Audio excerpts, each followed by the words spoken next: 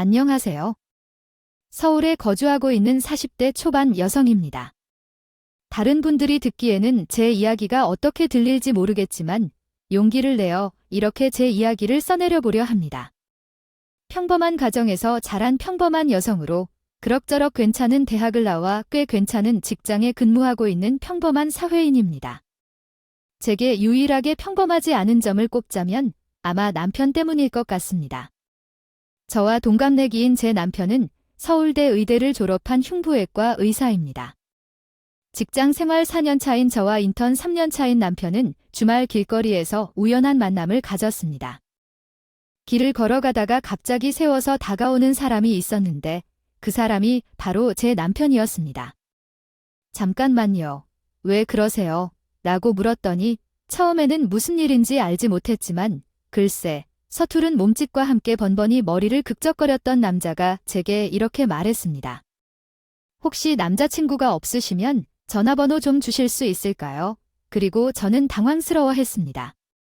네, 제 정말 이상한 사람이 아니에요. 정말 그런 사람이에요. 제 이상형이에요. 처음부터 반했어요. 남자친구가 없으면 나에게 한 번 기회를 주실 수 없을까요? 대체 이게 무슨 소리인지 궁금했어요. 솔직히 말해서 누가 처음 봤을 때 반하고 그 정도로 아름답지 않았고 센스가 좋아서 잘 꾸미는 타입도 아니었어요. 대한민국을 해도 100명을 데려와도 그중 90명 정도는 너무 평범한 외모의 보통 스타일이었어요. 거리에서 헌팅을 받은 것은 처음이라 정말 실망했어요. 그때 정말 심각하게 생각했어요. 남자가 사기꾼인가요? 또는 시력이 매우 안 좋은가요? 그런 생각을 했죠. 그러나 그의 용기는 대단했고 소리를 더듬거릴지라도 잘 뚫어낼 정도로 대단했죠. 지나가는 사람들이 봤더니 부끄러워서 나도 몰래 전화번호를 주게 되었어요. 솔직히 말해서 번호를 준 후 30초 후에 후회했고 연락이 올 때 바로 차단해야 한다고 생각했어요. 그러나 그날 예상대로 연락이 없었어요. 아마 장난이었겠죠? 내가 그만큼 예쁜 것도 아닌데 거리에서 헌팅 당할 정도로. 실망과 안도를 동시에 느끼며 남편으로부터 연락을 받은 당신, 아직 통성명도 하지 않은 상태였습니다. 남편은 강태훈이라고 하였고 주말에 시간이 있으면 같이 식사할 수 있냐며 물었습니다. 당신은 대답을 하지 않고 있으면서도 그의 말을 알면서도 기다리고 있었습니다. 그가 진지하게 당신에게 말을 걸려는 노력에 감동을 받아 2주간 연락을 주고받은 끝에 첫 만남을 약속했습니다. 그러나 남편은 약속 시간에 늦었고 당신은 30분이나 기다렸습니다. 그때 남편은 구슬땀을 흘리며 사과하며 뛰어왔습니다. 그는 갑자기 급한 일이 생겨서 연락하지 못했다며 사죄했고 당신은 그의 진심을 느껴 용서해 주었습니다. 남편은 착하고 순진한 사람으로 처음 뵈었을 때 날카롭게 보이던 인상과는 다르게 보였습니다. 있었지만 알고 보면 다정다감한 성격이었고 저도 신경 안 쓰는 세심한 부분들까지 다 알아서 챙겨줄 정도로 눈썰미도 눈치도 빠끔한 사람이었죠. 그렇게 저와 남편은 3주 간격으로 한 번씩 만나서 영화를 보거나 밥을 같이 먹으면서 서로를 조금씩 알아가고 있었어요. 그때까지도 전 남편의 직업이나 배경 같은 건 잘 몰랐어요. 사실 저희 만남 자체가 우연히 이루어진 것이기도 했고 또 저부터 내세울 것 하나 없는 처지에 만난 지 얼마 안 된 상대에게 직업은 뭐냐 부모님은 뭐 하시냐 이런 거 묻기에도 좀 속물스러워 보이고 그래서 말을 못했거든요. 상대방도 딱히 제 배경이나 직업을 궁금해하지 않았기에 서로 호감을 가지고 알아가는 단계였기에 저도 크게 신경 쓰지 않는 부분이었어요.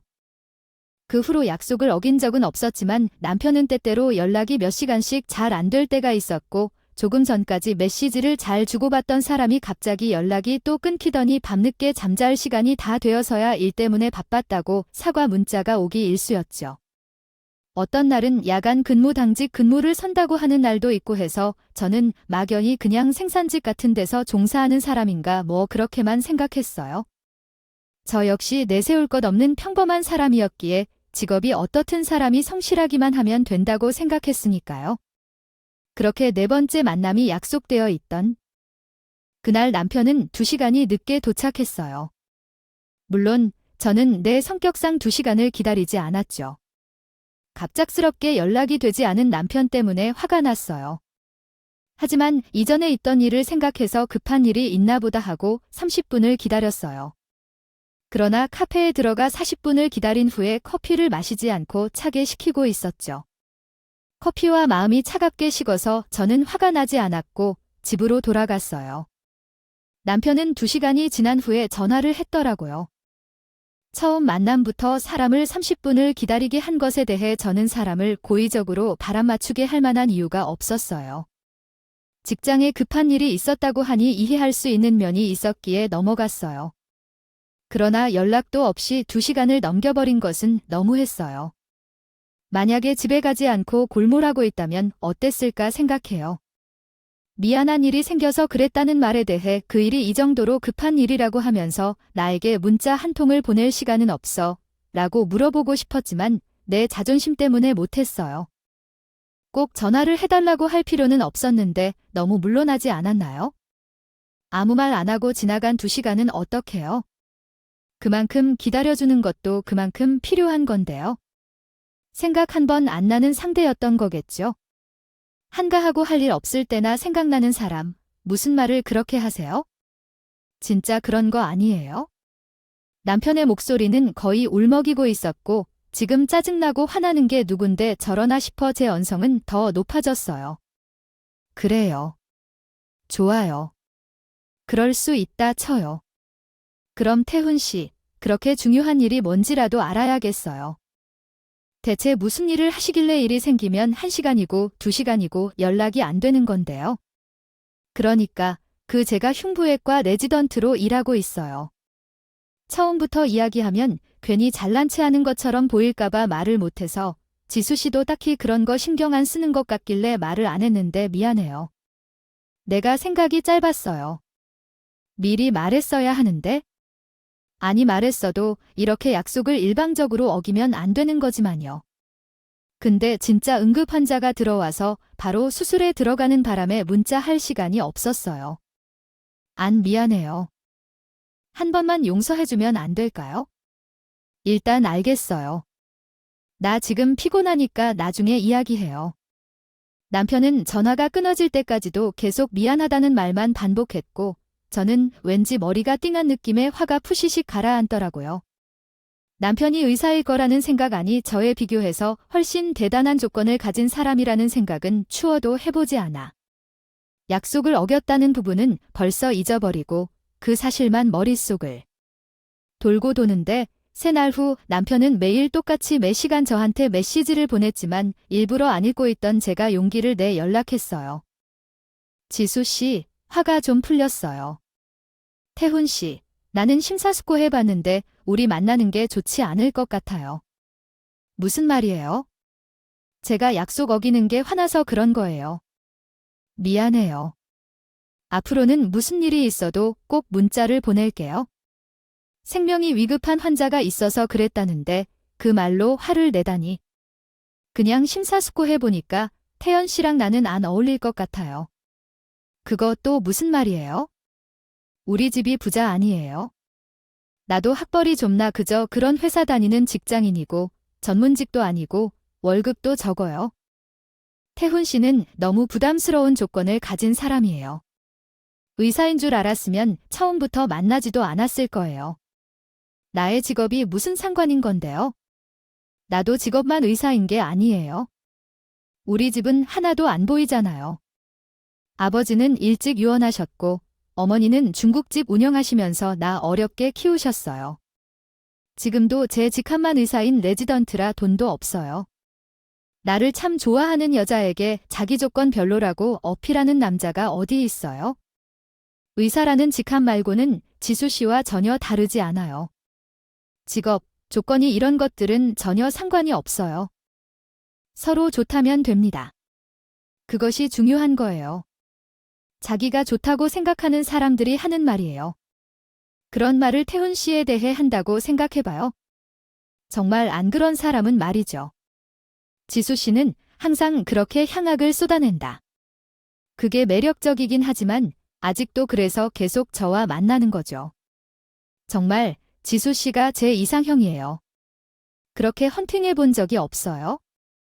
진짜요. 남편은 이런 면도 있고 귀엽고 애교가 많았어요. 외동아들 같은 사람이라고 말해도 되나요? 아버지는 일찍 가셨지만 사랑을 받아서 잘해왔어요. 직업과 책임감이 느껴져 멋진 남자였죠. 우리는 7년 동안 교제를 해왔어요. 남편이 전문의가 되면서 결혼을 하기로 했죠. 자식을 가진 부모라면 자식의 직업도 비슷하게 될 가능성이 크죠. 경제적으로 우수한 조건을 가진 사람과 만나고 싶은 마음이잖아요. 당장 저의 부모님들도 제가 직업이 없는 노숙자 같은 사람과 만나려고 한다면 반대할 수밖에 없겠지요. 그래서 제가 그 마음을 이해하지 못하는 것은 아니에요. 이런 고민을 7년 동안 해왔고 날이 갈수록 서로를 포기하기보다 오히려 사랑이 더 깊어졌어요. 처음에는 결혼에 회의적이었지만 남편의 끈질긴 설득 끝에 결혼을 결심했어요. 그런데 이렇게 착하고 좋은 사람을 키워준 부모님이시면 남편이 당연히 부모를 닮았을 테니까 예비 시어머니도 좋은 분일 거라고 예측했어요. 그러나 예상과는 많이 다른 모습의 시어머니를 만났어요. 예비 시어머니는 중국집을 운영하시는데 아버지가 돌아가신 후 혼자서 운영하셨고 아들을 의사로 키우는 등 힘들게 노력해 오셨습니다. 처음에는 존경심까지 느꼈어요. 그 후 결혼하고 아이를 낳으면 이렇게 훌륭한 부모님처럼 모범적인 부모님이 되도록 노력하겠다는 마음이었는데 상견례 자리에서 예상과는 많이 달랐어요. 시어머니는 자신의 가게에서 상견례를 하길 원하셨는데 이에 우리도 찬성하여 중국집에서 상견례를 진행했어요. 그리고 제 부모님 계실 때 예비 시어머니가 나를 향해 비난을 시작했습니다. 아들 키우는 것도 소용이 없다는데 남들은 의사 사위를 얻는다면 병원을 개업하고 아파트 단지를 필수로 가져온다는데 너희 집안에서는 기대할 만한 것이 없는 모양이고 너는 직장에서 꾸준히 저축하면서 적금도 있고 태훈 씨를 만나고 난 이후 결혼 적금도 들어서 집을 사는 것은 무리하지만 아파트 전세 정도는 내 돈으로 얻을 수 있어. 그 말에 기분이 나쁘다고 생각했어요. 아니, 너 태훈이랑 결혼 얘기를 오가지도 않았는데 대체 언제부터 결혼을 계획하고 있었던 거야? 세상에 태어나면서 이렇게 공부만 하고 여자도 만나보고 노는 기회가 없었던 아이들이 순진하기는 해. 여자친구가 그렇게 생각하고 있는 줄 알았던 어머니는 이렇게 계획하신다면 잘못 알죠. 저는 대부분 번 돈을 가게 리모델링, 학비 대출 상환 등에 다 써서 지금 은행 예적금에 모아둔 돈은 태훈 씨의 절반 정도밖에 안 되는데요. 그 말에 어머니는 이 어미가 의사들의 월급에서 굶어 죽는 것을 듣고 있으면 사치하다 돈을 써서 다녔다고 하겠지. 그것은 다 너를 잘되게 하려고 쓴 돈이야. 이 돈은 어미가 가게를 살려주고 너를 뒷바라지 해주기 위해 투자한 돈이야. 너는 왜 그렇게 말해? 여자친구한테 배웠니? 우리 아들은 예전에 이런 사람이 아니었는데 어디서 천박한 걸 배워서 이래? 어머니의 부탁을 들어 그만 좀 해. 부끄러워. 이걸 지금 부모님에게 하는 말야. 남편과 시어머니 사이에 언쟁이 심해지면서 불편해하고 있는 저희 부모님은 급하게 저를 앞세워서 그곳에서 탈출했어. 그러면서도 예비 시어머니는 돈이 없으면 직업이라도 있어야지. 직업이 별로면 적어도 학벌은 있어야 한다며 지르며 아무것도 내세울 게 없는 집안에서 남편은 눈뜨지 않는다며 저 말을 계속하고 있었어. 지수야, 결혼은 너희가 좋아서 하는 거야? 내가 간섭하고 싶진 않지만 난 그런 집안에 내 딸을 보내고 싶지 않아. 강서범만의 귀한 집 아들이라고 하지 너도 우리에게 귀한 딸이야. 그 집에 시집 가면 어떻게 될지 알고 있어. 무식하게 그러지 마. 지수야, 요즘 세상이 다르다고 하지만 여전히 결혼은 집안의 일이야. 평생 함께 사는 사람을 잘못 고르면 안 되니까. 성과를 보니 강서방이 오지 말라 하면 문을 부수고라도 들어와 괴롭히고도 남을 사람 같더라. 우리가 강서방 조건 보고 허락한 것도 아니고 남자가 착하고 좋은 것도 중요하지만 시집 식구들 성격이 더 중요해. 사람들이 괜히 이혼하는 줄 아니? 부부 사이 앞만 좋아도 시집이든 친정이든 가족 간의 사이 틀어지면 부부 사이에도 불안하는 건 순식간이야. 모르겠어요. 정말 나도 저런 분일 줄은 상상도 못해서 복잡해. 잘 생각해봐. 강서방이랑 얘기도 확실히. 나도 보고 저희 부모님도 결혼을 물리자는 입장으로 돌아서셨어요. 송충이는 소립을 먹고 살아야 한다며. 정확히 반반 대출 끼고 집을 서서 신혼살림을 시작해도 꼴에 씻자 들어간다고. 며느리를 쥐잡듯 잡다가 아들 호래비 만드는 집이 수두룩한데. 결혼 전부터 자기 아들 의사인 곳에 저렇게 얻기 힘넣고 처음 보는 사람에게 망언을 퍼볼 정도면 결혼 후에는 뭐가 기다리고 있을지 뻔하다며. 차라리 조건이 비슷한 남자를 만나면 부당한 대우를 받아도 큰 소리 뻥뻥 칠 수 있지 않겠느냐면서. 저희 부모님은 이 결혼을 다시 생각해보라고 하셨죠. 전 남편에게 그 말들을 그대로 전해줬어요. 솔직히 말해서 남편을 사랑하는 마음은 진심이었으나 전부터 남편과 저의 조건 차이에서 오는 현실적 괴리감에 어려웠던 일도 사실이었지만 시어머니가 되실 분이 이렇게 나오실 줄은 몰랐어요. 저 또한 이겨내긴 힘들었죠. 지수 씨, 그러지 말고 저만 생각해주면 안 될까요? 내가 잘할게. 당신과 장인, 장모님까지도 정말 잘 돌볼 텐데요. 항상 당신 편이라는 거 알아요. 난 당신한테 어머니 모시라고 말하지 않았어요. 형이 있는데 내가 왜 모셔야 하죠? 어머니가 그렇게 하라고 해도 내가 싫다고 할 거예요. 신혼집도 최대한 당신 친정 가까운 곳으로 찾으려고 애를 썼는데 당신이 싫다고 하면 명절에도 안 가도 돼요. 태훈 씨를 저렇게 나쁜 사람으로 만들지 마세요. 어머니 혼자 계실 텐데 아들이 와이프 때문에 발길 끊으면 결국 미움받는 건 나잖아요. 지수 씨, 결혼만 하면 제가 당신이 하라는 대로 다 할게요. 제발 떠나지 말아줘요. 나 혼자 없으면 살 수가 없는데 알면서 왜 그러세요? 남편은 자기가 잘할 테니 한번 다시 생각해봐달라고 매달리며 울다시피 애걸했어요.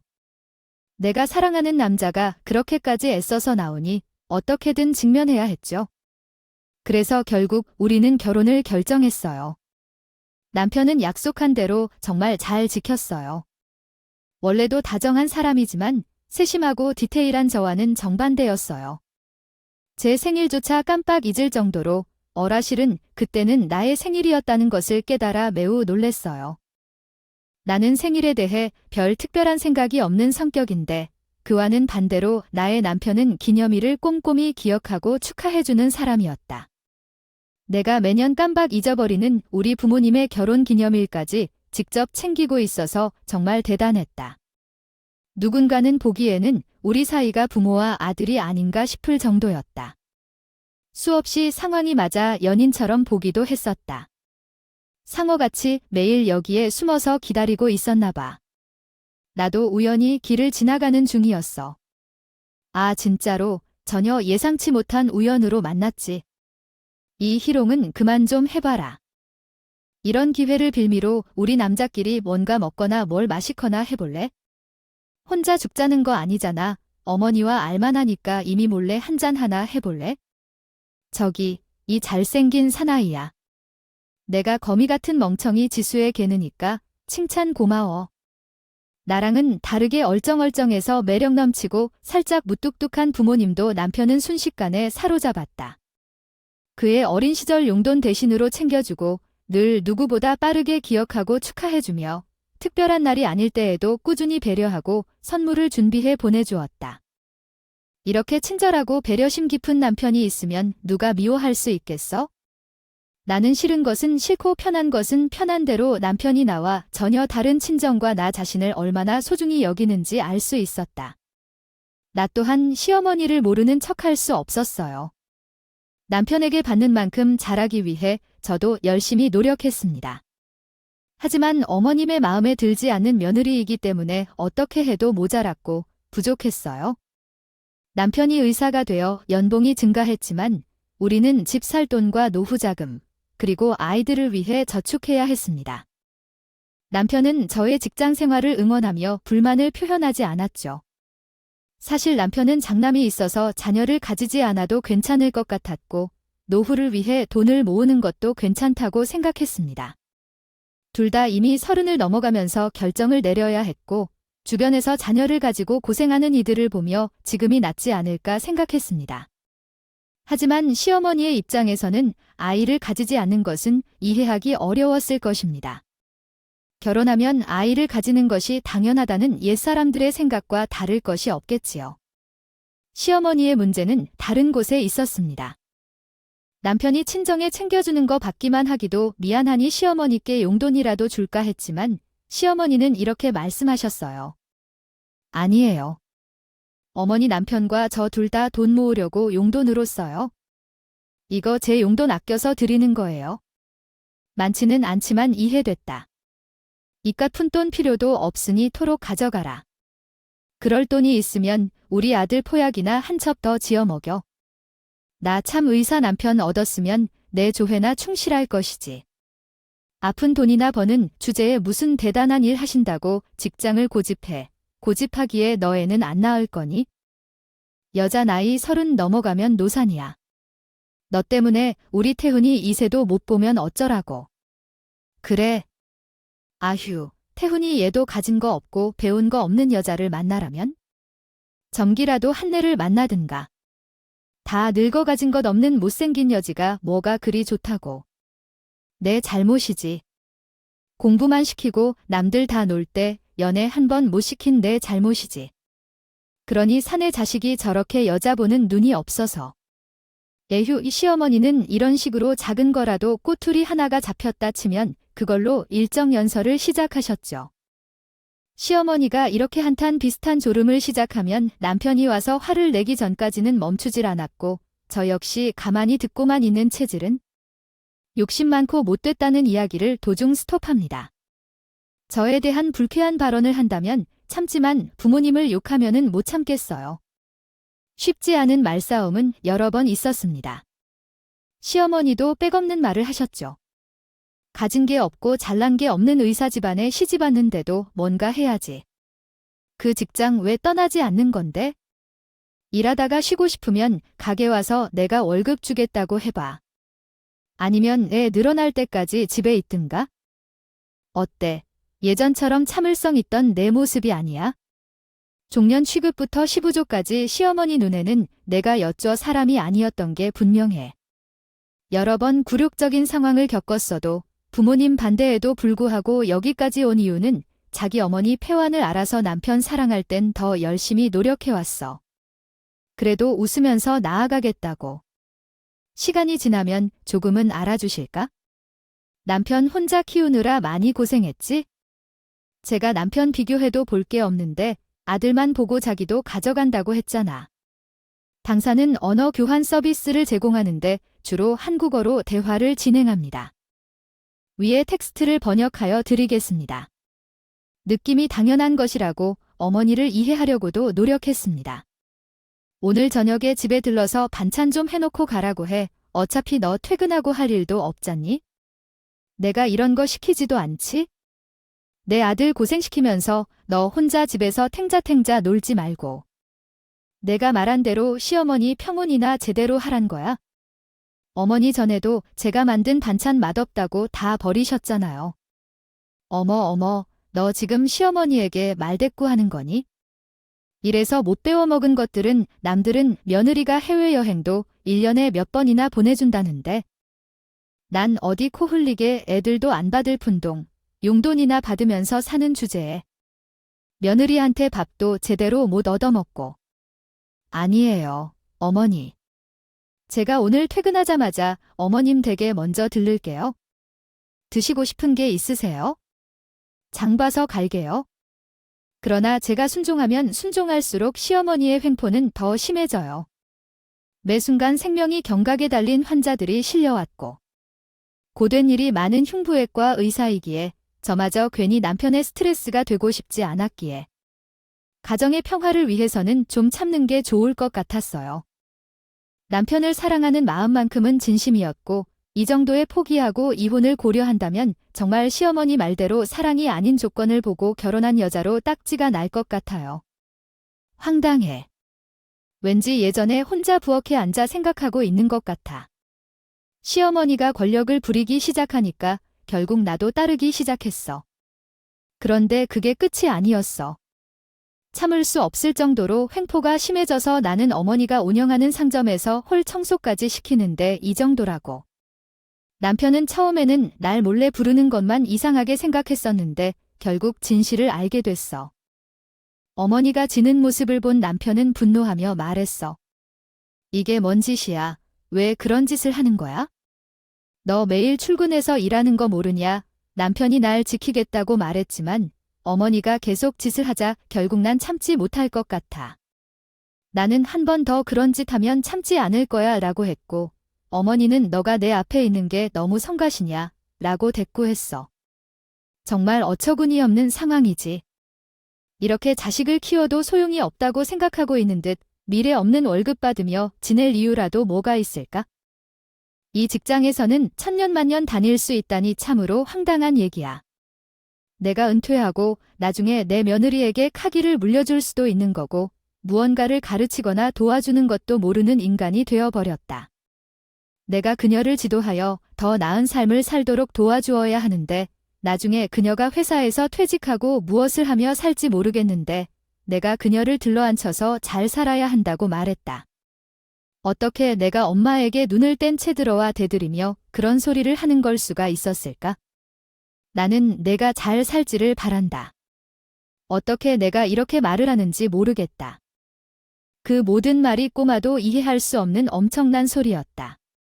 남편은 너무 당황해서 말을 잃고 말았다.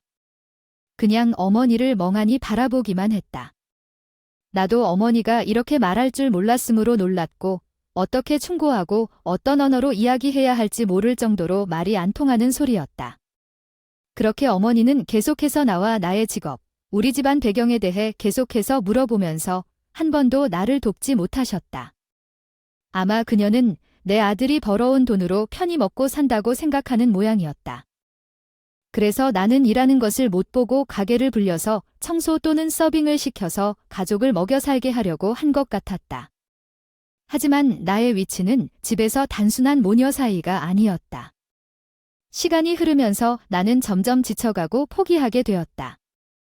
처음에는 진심을 전하면 통할 줄 알았지만 내가 얼마나 순진하고 바보였는지 깨닫고 점점 지쳐가면서 포기하게 되었다.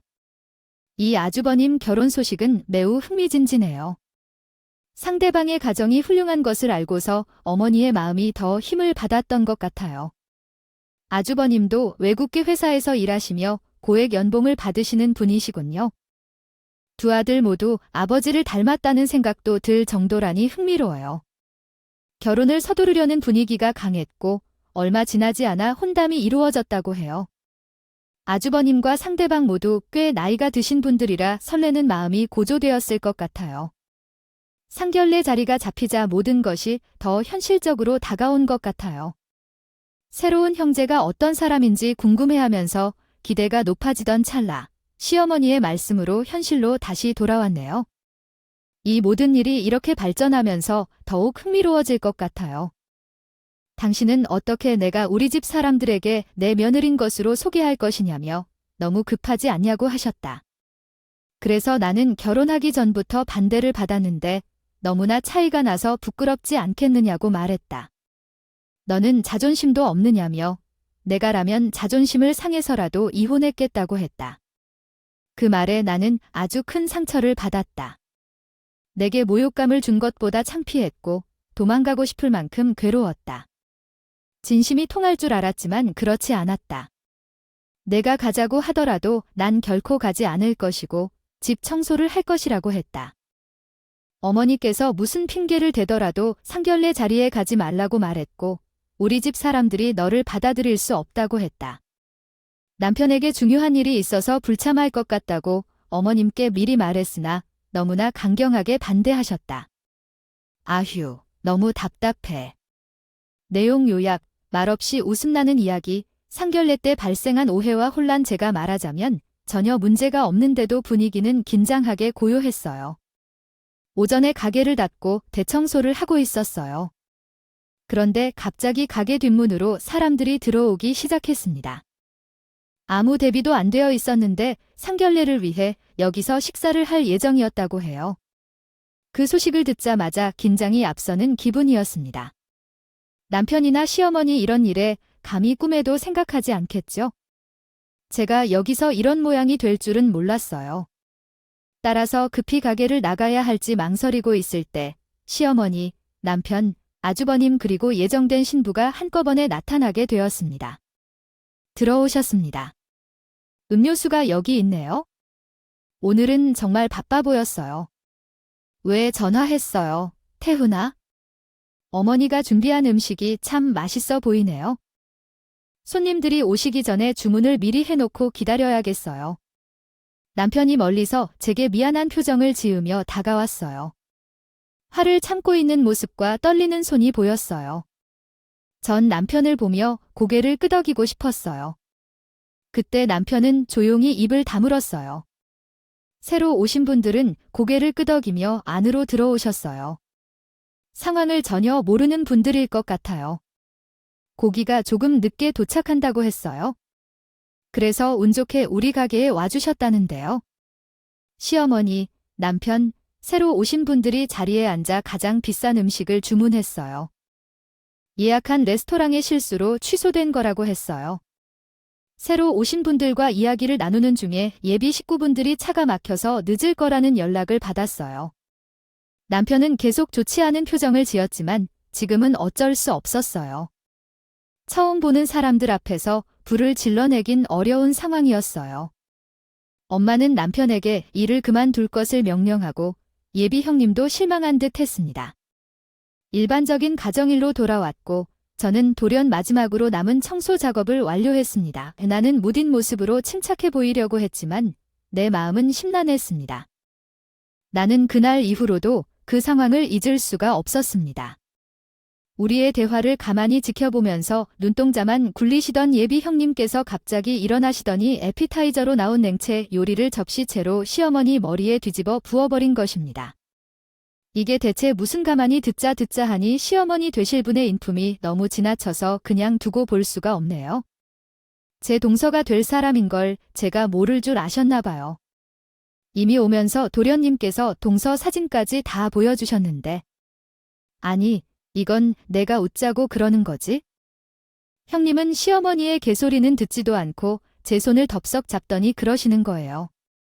저 기억 안 나세요? 전에 제 목숨을 구해주셨잖아요.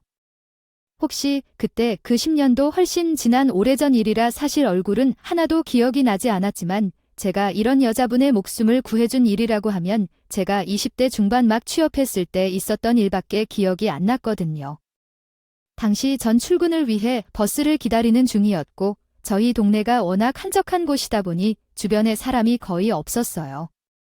그런데 하얀 차 한 대가 천천히 서행으로 와서 갓길에 서더니 거기서 제 또래 여자분이 내리더니 풀썩 길바닥에 쓰러지고 말았죠.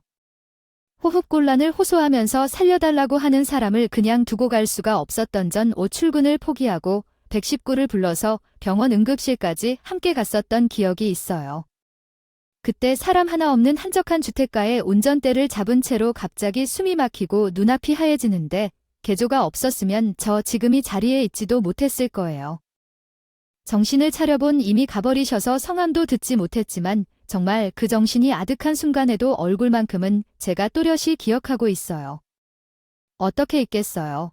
내 생명의 은인을 정신을 차린 예비 형님은 119 구급대원과 의사에게 발견한 행인이 숨쉬기 편하도록 자세를 잡아주고 응급처치를 해준 덕분에 큰 문제가 없을 수 있었다며 기도 회색으로 인해 산소 부족 증상이 몇 분만 더 지속되었어도 내 손상이 올 수 있었다고 설명해 주었다고 합니다. 그 말을 듣은 예비 형님은 죽어서도 제 얼굴을 잊지 않겠다고 다짐하면서 언젠가 어디서라도 만나면 꼭 은혜를 갚겠다고 다짐하고 계셨다고 해요. 그런데 참 운명의 장난처럼 하필이면 이런 식으로 재회하게 되고 만 것이죠. 시어머니는 알싸한 냉채 소스 냄새가 풀풀 풍기는 채로 뒷수습은 할 생각도 못하고 철푸덕 바닥에 주저앉은 상태로 멍하게 우리를 바라만 보고 계셨고 제 손을 꼭 잡고 눈물을 글썽거리던 예비 형님은 저를 꼭 안아주셨어요. 정말 고마워요. 정말. 그때 구해주지 않으셨다면 제가 이 자리에 있지도 오늘까지 이렇게 건강하게 살아있지도 못했을 거예요. 지금이라도 은혜 갚고 살아가라고 하늘이 만나게 해준 인연인가 봐요. 저희 부모님도 꼭 한번 만나 뵙고 싶어 하셨어요. 듣고 노실 테니 그동안 못다한 이야기 나눠요. 네, 그렇게까지 안 하셔도 돼요. 전 해야 할 일을 한 건데. 예비 형님은 그렇게 말씀하시곤 시어머니 쪽으로 몸을 돌려 조금 전에 글썽거리던 눈물은 온데간데 없이 냉랭하게 가라앉은 목소리로 말을 꺼내셨죠. 솔직히 말해서 제가 이 사람을 너무 사랑해서 시어머니들 인품이 어떠한지 다 알게 된 지금도 포기할 수가 없습니다. 결혼은 사랑으로 하는 거지 그 사람의 집안 배경이나 조건을 보고 하는 게 아니니까요. 다만 결혼을 하더라도 제가 며느리 노릇을 하길 바라지는 않으실 거라고 믿습니다. 설마 제게도 이분처럼 시집살이를 시키려고 했던 것은 아니시겠죠? 아니, 이게 당치도 않은 소리. 어떻게 그래? 물론 계속 그렇게 하겠다는 건 아닙니다. 제게 시어머니 되죠. 집안 어른으로서의 대우를 받고 싶으시다면? 저는 주변의 소중한 사람들에 대해 적절한 대우를 해주는 것을 당연시하고 의심하지 않습니다. 정은 씨를 키워주신 분이기에 그 정도의 대우를 받는 것이 당연하다고 생각합니다. 만약 제가 받는 대우를 바꾸지 않는다면 앞으로 문제가 생길 것이라는 경고를 받았었습니다. 멍하게 바라보던 남편과 제 상황을 잘 모르는 아버님도 적극적으로 저를 도와주셨습니다. 어머니는 정말 너무하셨다고 생각합니다. 만약 알았다면 강요해서라도 상견례 자리에 데리고 갔을 텐데요. 어머니께서 지금처럼 조금 더 따뜻하게 사시면 좋겠습니다. 어머니가 쓰는 복잡한 표정을 보고 예비 시어머님이 말을 못하셔서 기분이 언짢아지더라고요. 하지만 그 후로는 모든 것이 원활하게 해결되었고 저희는 한 가족이 되었습니다. 어머님이 정말로 특별히 살짝 지나쳤다고 생각하는 정도로 대접을 해주셨고 예비 시어머님도 존중해 주셨습니다. 형님이 동생을 얻은 것처럼 기쁘게 여겨서 기쁘게 생각하셨다고 해요. 아, 그리고 형님이 저보다 한 살 더 많다는 것을 알게 되었습니다. 재벌가의 며느리로서 지나치게 자랑스러워하는 어머니의 태도가 변하게 되었고 제대로 된 식사를 하게 되었으며 더 이상 그와 같은 일은 없었습니다. 저에게 말 한마디라도 그렇게 건방져서 붙이지 못하게 만드셨습니다. 우리 부부와 언니 사이에는 소중한 관계를 유지하며 제 부모님과 언니 집 부모님을 함께 대접하면서 효도 여행도 다녀왔어요. 고생 끝에 낙이 온다는 말이 있죠? 사실 제가 원했던 건 이런 것이 아니라 장모님께서 따뜻하게 대해 주셨으면 했어요. 그래도 이런 결말도 나쁘지 않은 것 같네요. 그럼 긴 이야기 들어주셔서 감사합니다. 역시 사람이 베푸는 만큼 받는다는 말이 맞는 것 같아서 마음이 따뜻해져요. 그럼 안녕히 계세요.